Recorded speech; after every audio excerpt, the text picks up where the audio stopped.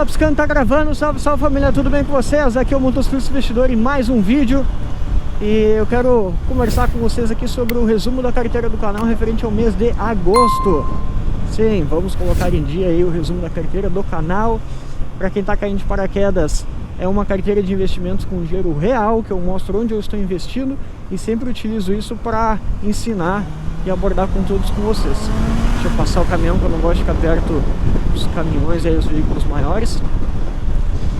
E eu acabei de gravar o resumo do mês de julho. Quando eu for lançar para vocês, vou lançar um bem próximo do outro, ou talvez até no mesmo dia, para a gente colocar em dia de fato, né? Estamos em setembro, então quero colocar em dia os vídeos da carteira.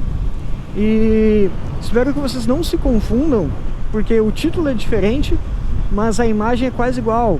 A imagem da carteira só muda um número no canto inferior direito.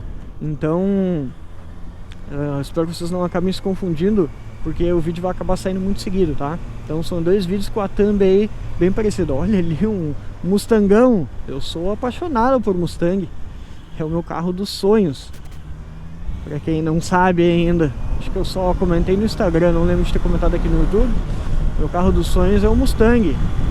E a gente ainda vai ter algum no canal, hein? Vamos ter um Mustangão. Mas isso é bem pra frente, o foco agora é investir, né? Eu não troquei ideia com vocês nem com a próxima moto do canal, imagina carro. Mas vamos lá. O que aconteceu no mês de agosto? Muita coisa pra gente conversar, então te prepara que lá vem conteúdo top. Investi R$600 na carteira. No mês de junho eu aumentei o aporte, estava investido R$500 e passei para 600. Até comentei no outro vídeo sobre isso, os dois outros vídeos. E continuei colocando R$600. A carteira dessa vez, em vez de ficar positiva, ela ficou um pouco negativa. Deixa eu passar esse caminhão aqui, bem esperto, um pouco no ponto cego, mas tinha bastante espaço. A carteira acabou desvalorizando. A carteira caiu no mês de agosto. E apesar de que caiu e perdemos dinheiro em questão de valorização, foi muito menor que o Bovespa. Então olha só, no mês de julho a carteira valorizou um pouco menos de 1%, e o Bovespa valorizou 2,9%. Agora, em agosto, a carteira desvalorizou um pouco, só que o Bovespa desvalorizou muito mais, como vocês podem olhar aí na imagem. E eu prefiro, é mais interessante quando o mercado valorizar, a minha carteira talvez não valorizar tanto, né? Valorizar um pouco, mas quando o mercado cair muito, é muito importante que a minha carteira caia pouco. Por quê? Deixa eu só dar um exemplo para vocês. Se a gente tem R$100 investidos e a gente perde 50%, tá? Desvalorizou 50%, os nossos R$100 investidos viraram 50. Só que se a gente está com R$50 e a gente valorizou os mesmos 100%, a gente não volta para R$100. A gente vai para R$75. Por quê? 100% em cima desculpa, 50%, né? 50% em cima de R$50 é 25, então vira 75. Então vamos lá, recapitulando. Tenho R$100, perdi 50%, fico com R$50. Tenho R$50, ganhei 50%, eu não volto para 100, eu fico com 75. Então quanto mais a gente cai, mais perde dinheiro em questão de porcentagem, mais porcentagem a gente precisa para voltar para o valor inicial. Então, se a gente tivesse R$100 investidos e perdesse 75% e dos 100 fosse para 25, a gente precisaria de 300% para poder voltar ao 100. Então é uma diferença gritante. Quanto mais cai, mais precisa para valorizar. Por isso, eu prefiro, quando o mercado estiver caindo, eu prefiro que minha carteira caia menos, tá? E quando o mercado estiver valorizando, eu não me importo se minha carteira valorizar menos, porque no fim das contas, quando a gente começa a ter valorização, desvalorização e sempre seguindo esse ritmo, a minha carteira vai ficar muito maior que o mercado, tá? Mesmo valorizando menos, que as quedas têm mais impacto, certo, família? É muito importante saber e entender esse tipo de conteúdo. Às vezes as pessoas acham que perderam aí 50% de um ativo e precisa só de 50% para voltar. Não, precisa de muito mais. Isso só piora. Então, muito cuidado. Falando agora dos dividendos, batemos 2 metas de dividendos em agosto. Isso foi maravilhoso, top demais, família, top demais. A gente bateu aí os 3 dígitos em dividendos, recebemos 131,34, se eu não me engano, vou colocar a imagem para vocês. E a gente bateu a meta de R$100 e a meta de 125, se eu não me engano. Eu não sei se é 120 ou 125, acho que 125. Então, o principal objetivo da carteira é chegar em R$300 mil e ganhar R$1.000 de dividendos. Mas claro, depois até vou ter que ajustar isso, porque com certeza vamos ganhar bem mais de R$1.000 de dividendos. Mas enfim, e eu peguei essa meta de R$1.000 de dividendos e quebrei em várias metas menores. Então, a gente já conquistou aí várias metas, concluiu várias metas, e agora mais 2. Eu até não esperava que ia concluir 2 no único mês. O que acontece? Nem sempre, tem ativos que me pagam todo mês dividendos, só que tem alguns ativos que pagam só às vezes. E tivemos bons pagamentos. Vamos ver se o carro... Tá bom que o tio tá esperto. Eu dei o pisca, ele já segurou aí o cadete. Parabéns aí, tá antenado. Tá bem antenado o senhor. E batemos 2 metas, eu não esperava, mas a gente acabou tendo vários pagamentos não recorrentes. E isso acabou permitindo com que cumprisse aí, atingisse as 2 metas. E eu estou muito feliz por isso. Por R$130 dá para bancar 2 tanques de gasolina da moto. Hoje, porque aumentou um pouquinho, dá os 2 ali praticamente certinho, né? Se eu andar muito na reserva até falta um pouco. Mas abastecendo de boa, logo que chegar na reserva, dá pra encher aí 2 tanques da CBR. E isso é muito foda, porque, ó, o pessoal tá olhando só pro outro lado. Não tinha me visto aqui. A motoca tem que cuidar. Ainda mais quando tá no corredor. Então, família, 2 tanques de gasolina sem fazer nada. Esse dinheiro entrou na minha conta sem eu ter que fazer absolutamente nada. Inclusive no mês de agosto eu trabalhei bastante, fiquei muito envolvido com várias coisas do trabalho e não fico olhando os investimentos, não é? A gente investe para ser sócio das empresas e crescer com elas ao longo do tempo, mas a gente não fica acompanhando no dia a dia. Não te preocupa, durante o dia a dia, durante a semana, vai focar em trabalhar e, quando tiver um tempinho, estudar. Estudar o que tu vai ter que fazer, não ficar acompanhando os ativos. Então isso é top. Daqui a pouco aí, recentemente eu troquei os pneus da moto, claro que daí a gente tá fazendo um gasto bem maior.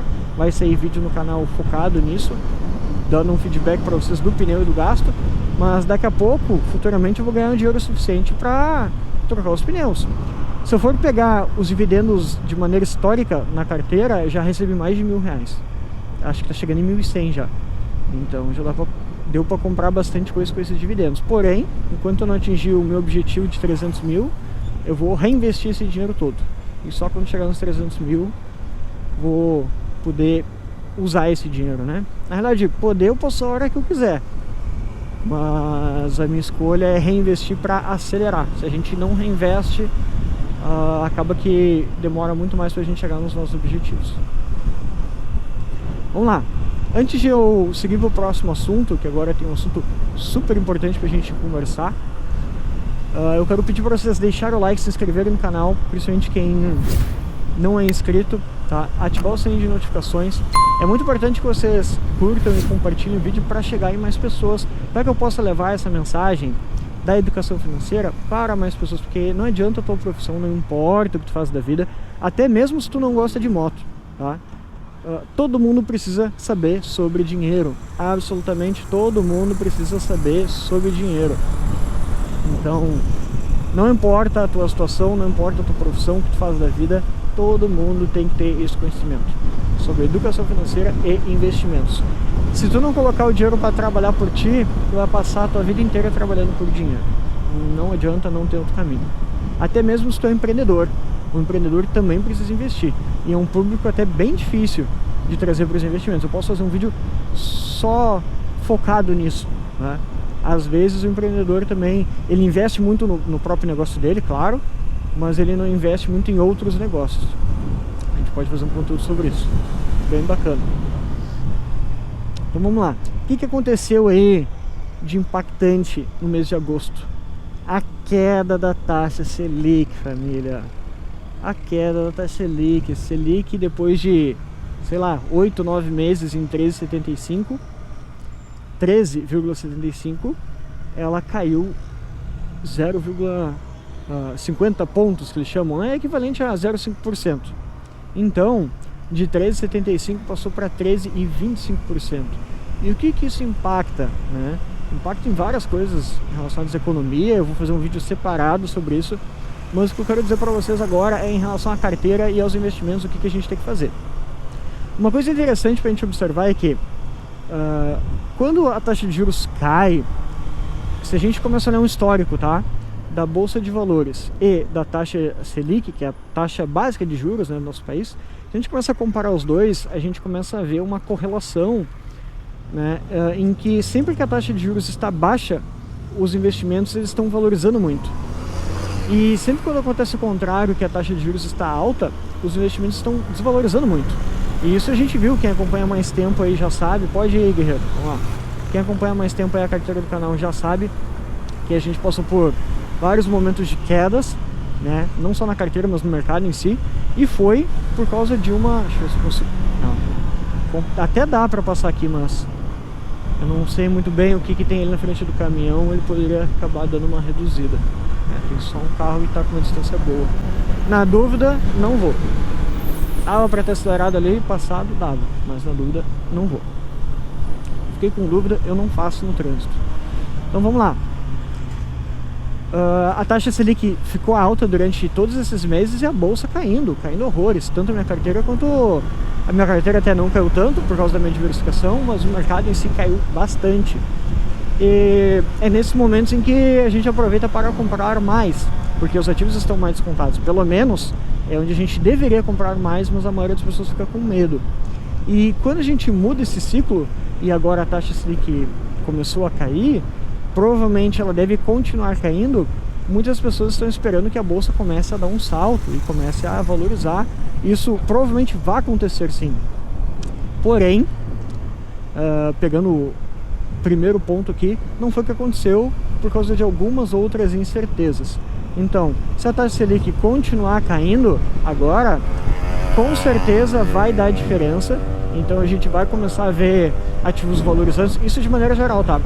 Independente da taxa Selic caindo ou subindo, a gente tem ativos que caem e ativos que valorizam, mas de maneira geral o mercado cai quando a taxa está alta, e agora que ela começou a cair, nos próximos meses a gente pode ver um ciclo de alta dos ativos valorizando, e isso pode durar aí bastante tempo, meses, talvez até mais de ano. Só que nessa primeira queda não foi o que aconteceu, então a gente tem que aguardar as próximas quedas para ter certeza e ver como que vai acontecer, como que vai seguir essa valorização ou essa oscilação do mercado. E aí as pessoas que fazem trade, por exemplo, se ferraram. Quem se posicionou achando que o mercado ia valorizar, acabou perdendo dinheiro. Então o cara aí, mesmo ele estando certo na teoria, o mercado no curto prazo ele é irracional. Isso é importante a gente saber. O mercado no curto prazo ele é irracional, família. Então não dá pra ficar contando aí com o ovo da galinha, porque não existe garantia. Pode demorar mais para valorizar, sim. Outro ponto importante, o mercado, quando a gente fala de investimento, ele sempre antecipa as coisas. Então, tipo assim, se tu começou a investir bastante em ações quando saiu a notícia da taxa Selic, da queda da taxa Selic, mesmo que os ativos tivessem valorizado, tu ia perder o melhor momento. Esse não é o melhor momento de investir, tá? Não é o melhor momento mesmo, porque o mercado se antecipa. O mercado trabalha com o futuro. O que eu quero dizer para vocês com isso? Vamos lá. Os investimentos eles começaram a ser afetados não quando a taxa Selic caiu, mas quando a perspectiva do mercado era de que a taxa Selic ia cair. A gente consegue ver isso de uma maneira bem fácil no Tesouro Pré-Fixado, né? Que é uma forma de investimento de renda fixa que a gente empresta dinheiro para o governo. Eu não sabia que estava assim aqui, senão eu tinha pegado outro caminho. A gente empresta dinheiro para o governo e recebe juros aí de uma maneira, uma taxa fixa. Então, sei lá, eu pego um tesouro pré-fixado em que eu vou ganhar 10% ao ano, esse meu dinheiro aí vai estar rendendo 10% ao ano, tá? E a gente define essa taxa no momento da negociação com o governo, no caso, né? Quando a gente vai investir, a gente já sabe a taxa que a gente vai receber. Ela é fixa, ela não oscila. Beleza? Esses ativos, uns meses, dá pra falar, umas semanas atrás, esses ativos, esses investimentos estavam aí pagando 14%, 15%, às vezes até um pouco mais. Então estavam pagando muito ao ano. Só que esses ativos já caíram para 10%. Então eles não estão mais oferecendo 15%. Por quê? Porque a perspectiva do mercado é que a taxa de juros caia. Então esses investimentos eles têm que cair também. Só que olha o pulo do gato. Eles não caíram de 15% ao ano para 10% ao ano quando a taxa Selic caiu. Aconteceu semanas antes. Aconteceu um pouco antes, quando o mercado já estava meio que um consenso no mercado. Tudo apontava para a queda da taxa de juros, porque a inflação estava caindo. A gente tinha outros indicadores mostrando que não fazia mais sentido manter a taxa de juros tão alta assim. Por isso, o mercado caiu, antecipou. Eu posso citar vários outros exemplos. Um exemplo é de 2020, tá? Outro que eu posso citar, que o mercado desvalorizou muito com a crise que a gente teve agora do Covid, né? A gente viu a bolsa despencar, caiu horrores, 50% ou mais às vezes, dependendo até do ativo que a gente olhar, mas a bolsa em si caiu uns 50%. E a bolsa não voltou para o patamar que ela estava antes, quando todo mundo estava vacinado, ou quando a economia começou a melhorar. Não. No mesmo ano, em novembro de 2020, quando saiu uma notícia lá, não me lembro exatamente qual, mas quando saiu uma notícia lá da vacina, o mercado já começou a pensar, bom, se já está tendo essa questão de vacina, o futuro vai ser melhor do que agora. Então as coisas vão melhorar. Quando o mercado começou a ter esse entendimento de que as coisas iam melhorar, a bolsa já valorizou horrores. Eu lembro que no mês de novembro de 2020, minha carteira valorizou acho que 15, 20% agora. Nessa época eu não tinha carteira pública, só minha carteira particular, mas valorizou um absurdo. E a bolsa voltou porque ela estava. Então é sempre assim.